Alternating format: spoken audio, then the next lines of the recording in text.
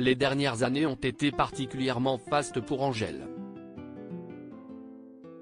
La chanteuse belge de 27 ans maintenant a connu un succès affolant alors qu'elle débutait à peine sa carrière. Une réussite qui a atteint son paroxysme avec son premier album, Brawl, écoulé à plus d'1 million d'exemplaires, un double disque de diamant synonyme de véritable prouesse à l'ère du streaming, ainsi que des tubes générationnels lourds de sens comme l'incontournable Balance ton quoi ou bien Ta Reine. Si son deuxième effort baptisé 95 est paru en 2021 n'a pas bénéficié du même plébiscite populaire, il est toutefois certifié triple disque de platine, soit plus de 300 000 ventes. Des chiffres dont peu d'artistes musicaux peuvent se tarir aujourd'hui. Loin de se contenter de cet accomplissement, elle multiplie également les projets cinématographiques, puisqu'elle était à l'affiche du dernier long-métrage de Léos Carax, Annette, et tiendra également le rôle de Falbala dans le tant attendu Astérix et Obélix, l'Empire du Milieu de Guillaume Canet, à paraître prochainement. Le rapport à ma sensualité et à ma sexualité a radicalement changé, de quoi faire d'Angèle une icône dans l'année 2020, et créer l'intérêt des fans comme des médias pour la vie de la jeune femme. Elle se retrouve aujourd'hui à la une du prestigieux magazine Vogue, auquel elle a également accordé un entretien fleuve dans lequel elle jette un regard sur sa carrière et se livre en toute franchise, mais toujours avec pudeur, sur des sujets intimes. Ainsi, cette interview somme toute classique prend une toute autre dimension lorsqu'elle évoque frontalement sa bisexualité, sujet qui a fait couler énormément d'encre. Le rapport à ma sensualité et à ma sexualité a radicalement changé, débute-t-elle. Interrogée sur sa scolarité au sein d'un collège catholique, la vedette dit ne pas en garder un bon souvenir, notamment du fait qu'il nous répétait que c'était contre nature d'être homosexuel.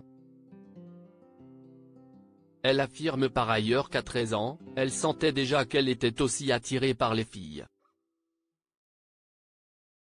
J'aimais vraiment les garçons, autant que les filles. Questionnées sur la honte qu'elle a pu ressentir à ce sujet, elle répond, il n'y a rien à faire, tu marches dans la rue, à l'aéroport, tu regardes les publicités.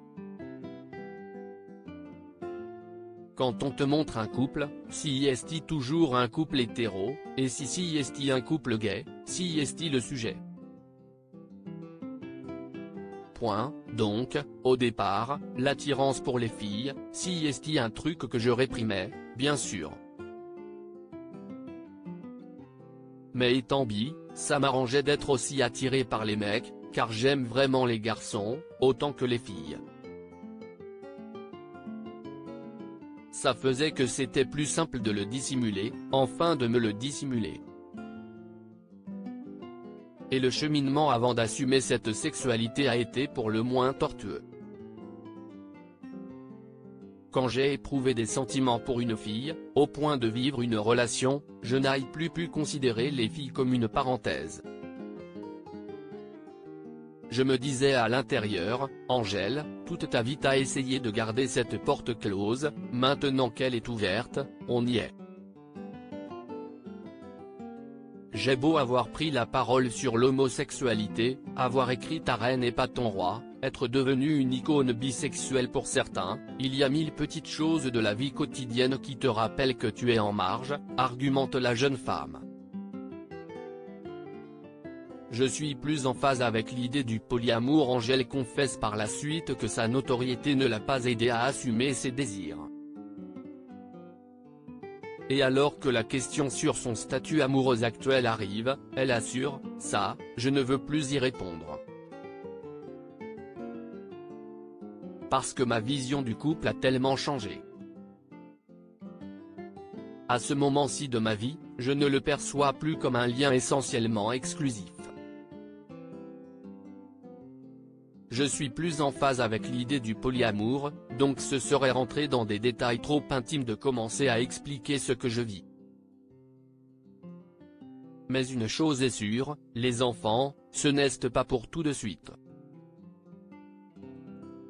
Quand je vois mes amis plus âgés qui sont parents, ça m'angoisse assez.